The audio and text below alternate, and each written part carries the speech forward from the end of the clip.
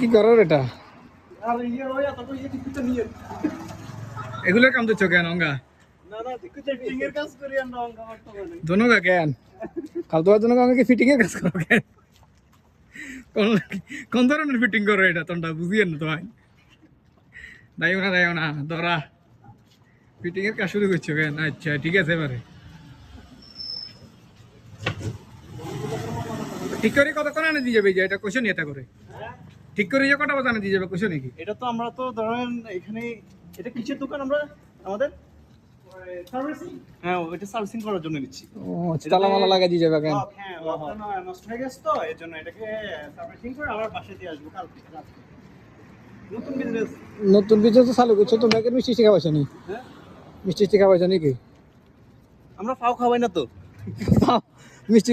business চালু করলে মিষ্টি টিকা খাওয়াইতে হয় না এটা কোনো কথা না আমরা লোক দেখে খাওয়া আচ্ছা যাক